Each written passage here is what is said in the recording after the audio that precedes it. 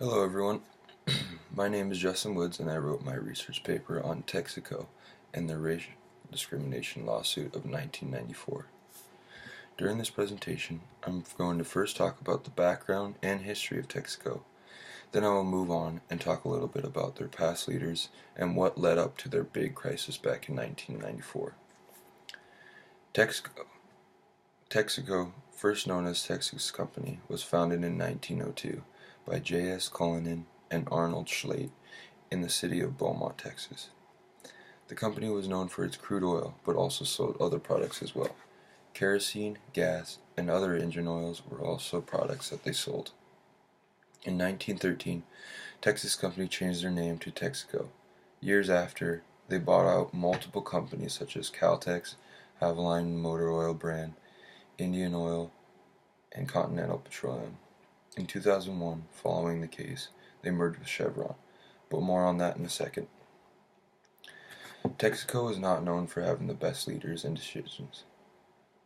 One of their very first leaders was named Torkel Reiber, which was around the time of World War II, who was actually a follower of Adolf Hitler. As you could have guessed, it didn't last very long due to the fact that he was a follower of Hitler and had a strong relationship with the Nazis. Because of this and other things, an image was created saying that they were above minorities and didn't treat them with respect or as equal as others. All of this led up to the discrimination case in 1994. The discrimination case of 1994 was named Roberts v. Texaco. Roberts v. Texaco was a lawsuit that was filed by 6 African American men who were treated poorly and also were discriminated against when it came to moving up in the organization. When these men, along with other minorities, would apply for promotions and other higher-up positions, Texaco told them that they had hit a glass ceiling. There was evidence of executives at Texaco calling the men very inappropriate names, along with very racist names. There were also a secret list that came out, which was used to help make decisions on the promotion of employees where no colored men or women were on. Texaco is not trying to have any more people of color in the company, and with that, the case was very strong with all of these details and points. Texaco was definitely hit hard in this case, and the media did not help. When the case was over, Texaco ended up paying $115 million to help settle this, which was paid to the 1,500 colored employees which were racially discriminated against. In addition, Texaco agreed to the creation of an independent equality and tolerance task force, which was given broad powers over the company's anti-discrimination, affirmation action, and diversity efforts. Texaco also agreed to broad company-wide diversity and sensitivity training for all employees.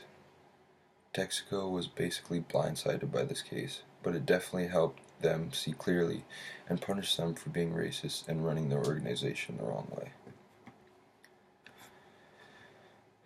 For such a big company like Texaco, especially of an oil company, it would be first nature to have a business continuity plan and some sort of emergency management approach. For all situations of crisis, I think that if a company is this big and successful, you need a backup plan, and in this case, it's crucial. Texaco had never thought that a continuity plan was necessary until they were hit with this massive lawsuit, which forced them to spend a lot of money fixing it until they finally had to merge with Chevron in 2001, which I mentioned before. After this, Chairman of Texaco apologized for an inappropriate acts of his employees and started an action plan to patch things up. Also, he made employees take classes in sensitivity and diversity training, which I also mentioned. These things were just the start of their continuity plan. Now, you can actually go to Chevron, which is Texaco's website also, and look at their continuity plan in all 13 steps.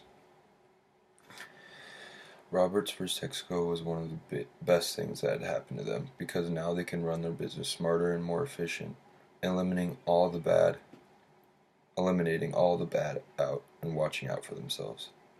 Now having a continuity plan, they are setting themselves up for success even when things go wrong in this specific case. The importance of a continuity plan for a company like this is tremendous. Companies need to always have a plan for almost every situation that could come about in order to keep their organization running.